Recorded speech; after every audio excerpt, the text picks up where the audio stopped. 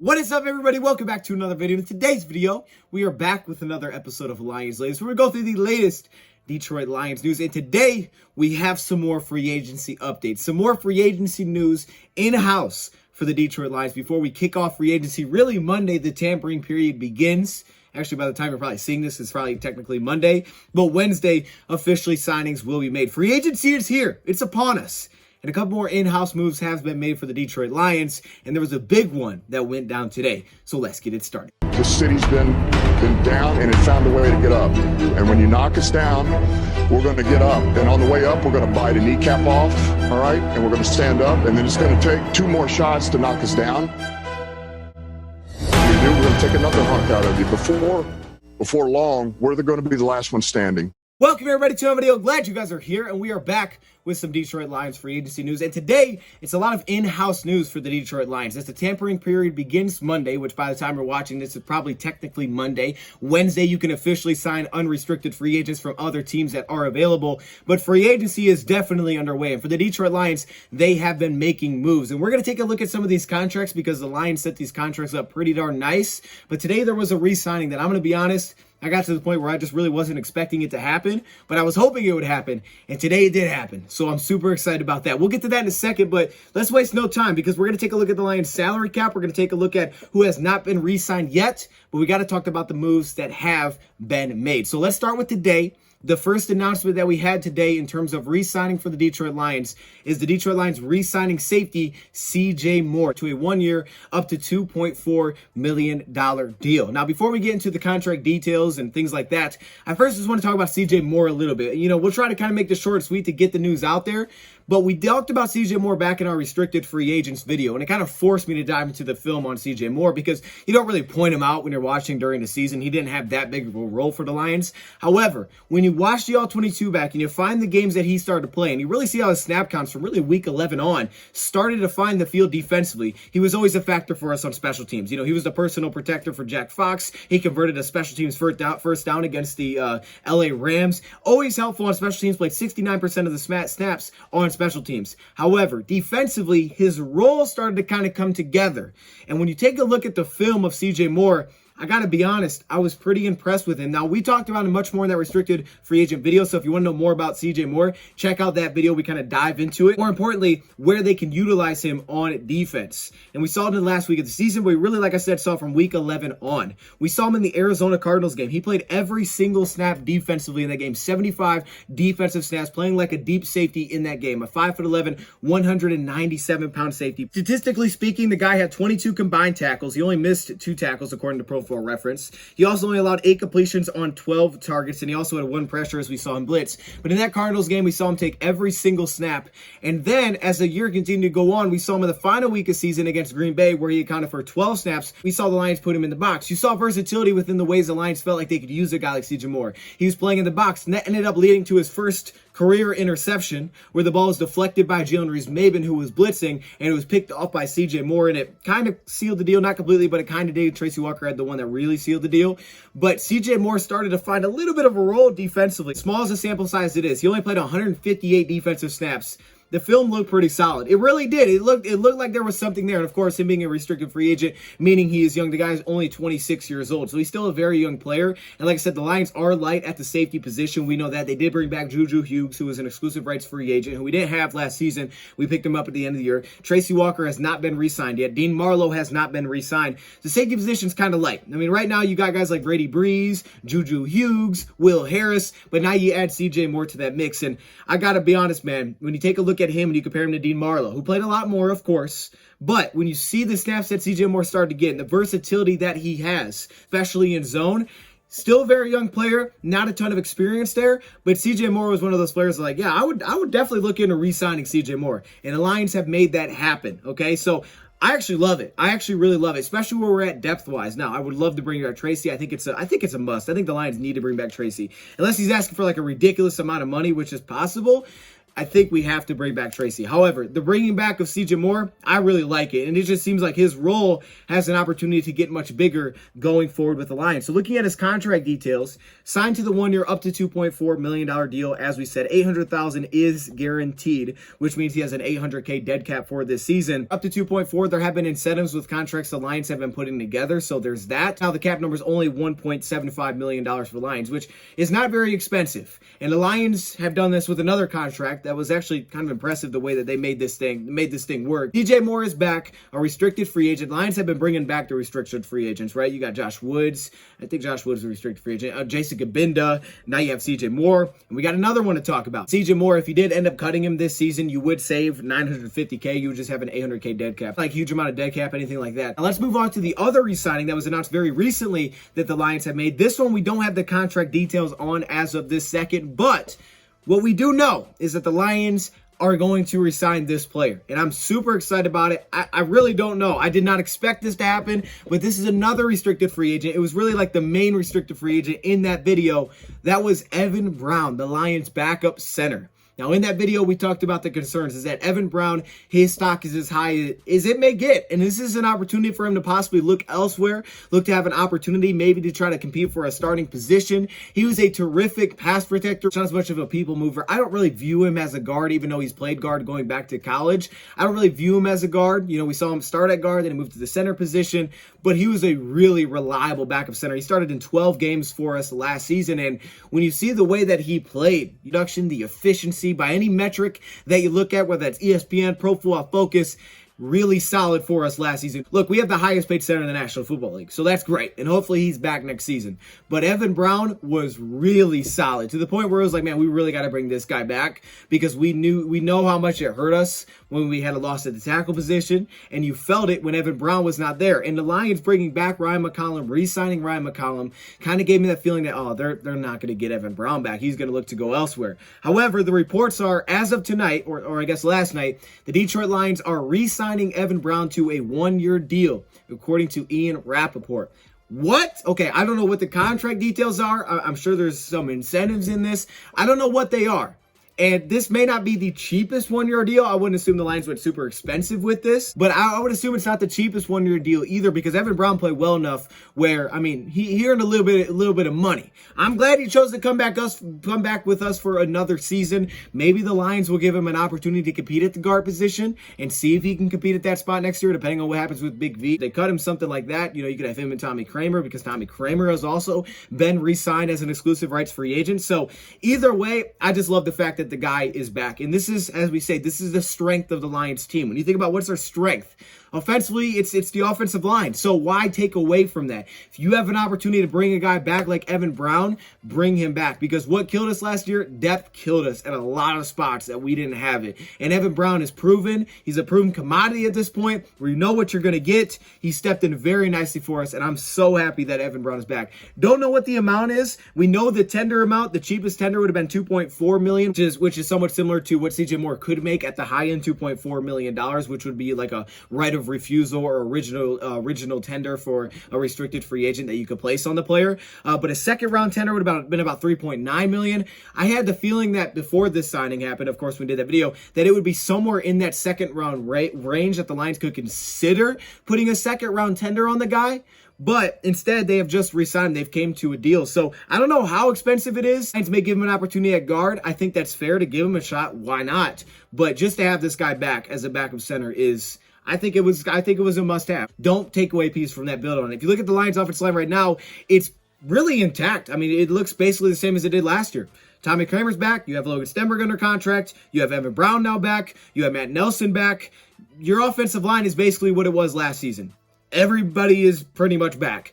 The only thing is, you guys know, would like to add competition to the tackle position. Aside from that, I mean, the Lions basically have the same exact offensive line they could going into next year. You have seen teams do this. You look at a team like the Jacksonville Jaguars, who re-signed their backup center, Tyler Shatley, who has currently a $2.1 million cap hit for this upcoming season. So maybe somewhere in that $2.2 to $3 million range. Lions also brought back Ryan McCollum, but he's an exclusive rights free agent, so there's no guarantees there. But just assuming he'd be our third string center next year, the Lions could cut him, if they want to, and they wouldn't basically be losing any money because there are no guarantees with bringing him back. So I like the decision plus you got to keep in mind, yes, Frank Ragnow, highest paid center on average per year, but with Frank Ragnow, his cap hit next season is only $7.5 million, which is still expensive, but it's not the most expensive. I think the way that you look at depth has to be expanded more than it has before. I mean, of course, you can just look at the injury history, like, well, he's not really hurt that much. There is that, and that's huge. Frank Ragnow's coming off an injury, the surgery on, so kept him out for the season, right? So we haven't seen him since then. So there is always that to look at, but now you also have to throw in the COVID factor,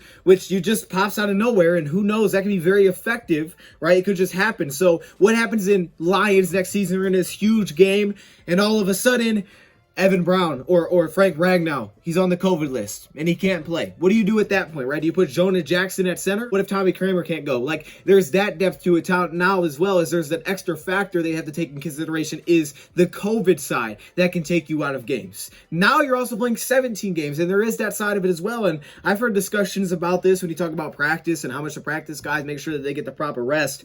Depth is so necessary. A move like this, though, does tell me that the Lions are serious and they understand what their strength is at the team, and they're just like, hey, we got to build on this because this is who we are. It's what we're going to be. And we talked about this early in the offseason. Like, you don't want to tiptoe into that. If you know this is how you're going to build your team, go in for it, right? Be great at that. We looked at the Cincinnati Bengals and said the same thing. This is what you're going to be. You have to be great there. We can't just be, oh, we're good, but if something happens, we might be in trouble, because it's a contact sport.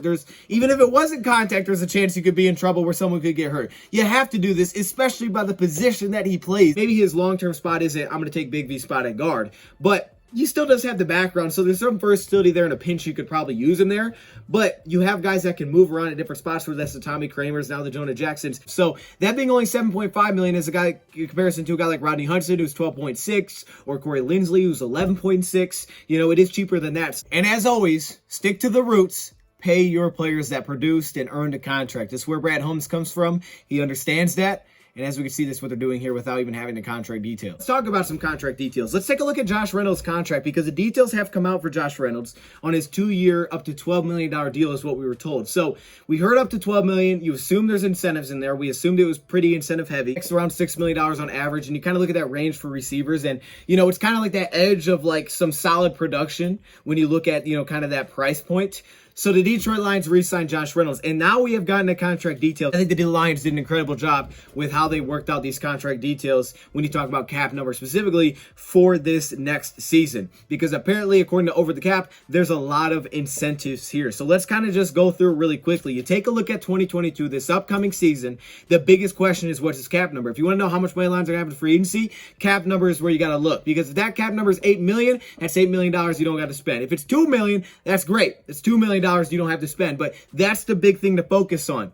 His cap number for next season, for 2022, is $2 million. $2 million. He originally signed a 2-year, up to $12 million deal is what we were told. $2 million cap hit. That puts him in the range of a guy like Chris Conley. Chris Conley, who played in every game last season for a team like the Houston Texans, who had 22 receptions, 323 yards, 2 touchdowns. It puts him in a range of guys like that, or basically rookie deals. That's the range that he's in.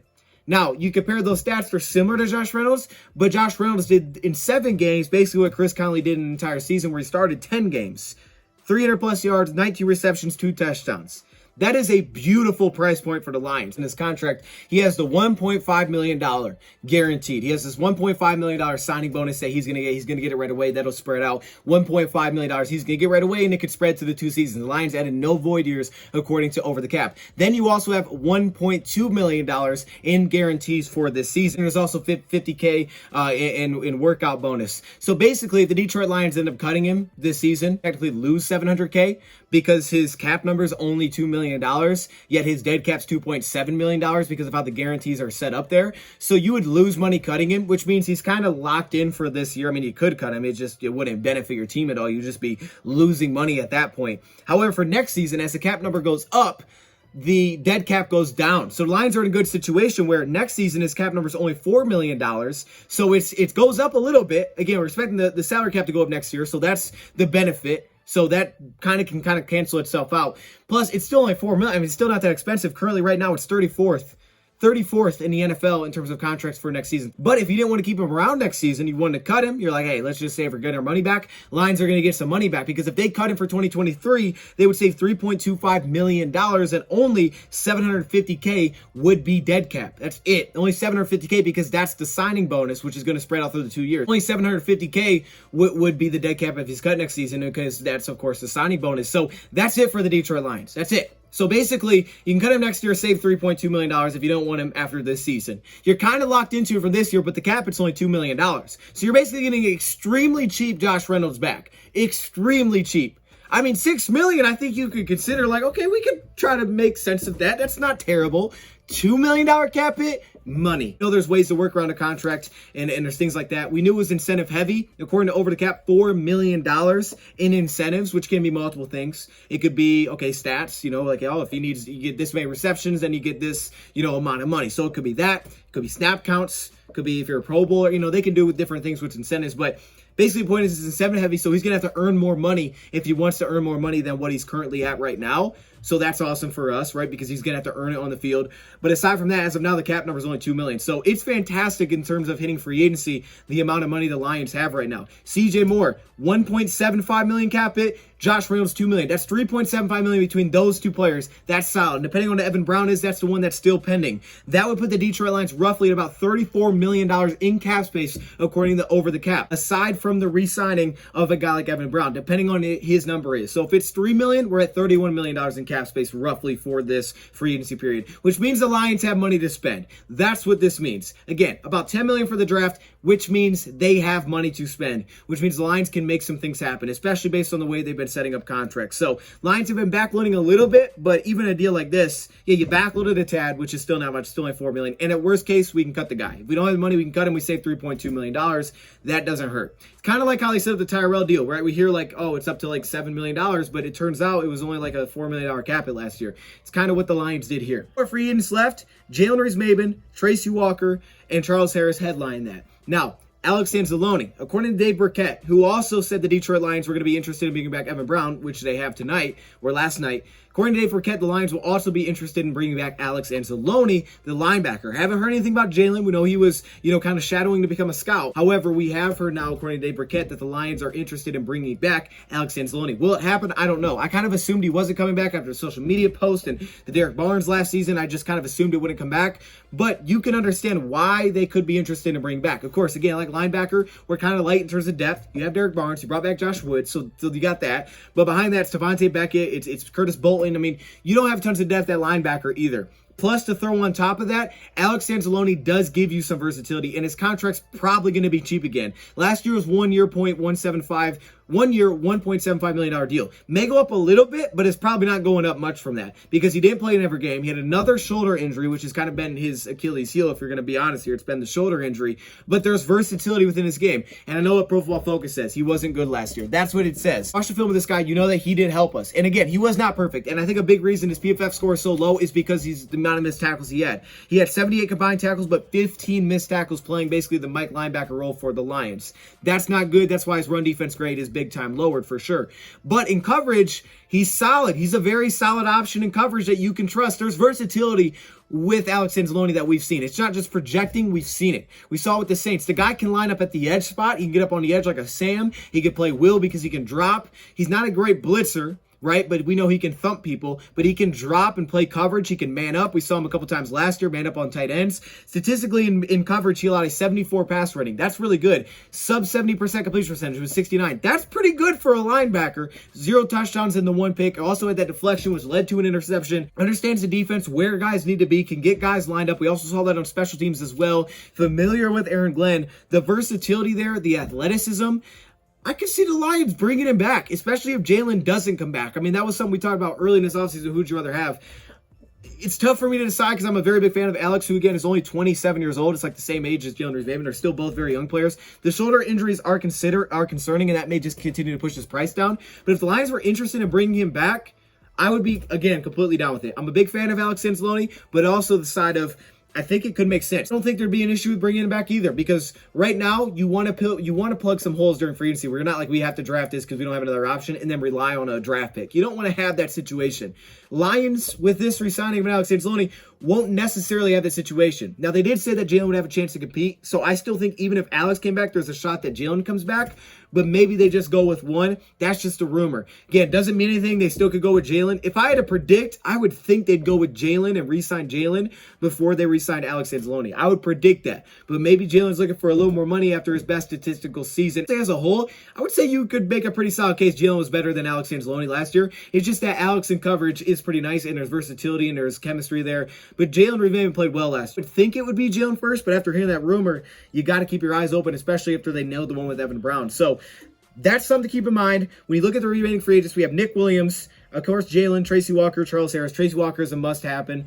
Charles Harris is one of the biggest question marks. We'll see what happens there. Terrell Crosby, Khalif Raymond, Dean Marlowe, Kadero Hodge, Will Holden, another restricted free agent. I don't think he needs to come back. Sean Dion Hamilton, Joel Heath, who we didn't see all last year because of an injury. David Blau, the third string quarterback, who is a restricted free agent as well. Jalen Elliott, the only exclusive rights free agent not brought back, which is like, wow, okay, the only one of 16. He was the only one that was not brought back. And of course, also Tim Boyle in that mix as well. So both backup quarterbacks are also in there. We'll see what the Lions do with that position, but it's interesting. Free agency is popping. That is your Detroit Lions news. Hopefully this video doesn't come out too late. I don't want to keep you guys around too much longer. We'll talk about free agency tomorrow, and we'll talk about some options for the Lions. We'll talk about some targets for the Lions as free agency gets underway. Big board free agency targets, things like that. But I'm going to save that for another video to get this thing out. Let me know your thoughts, comments below. Thank you for watching. Welcome back, Detroit Lions. Love to see it, and I'm out.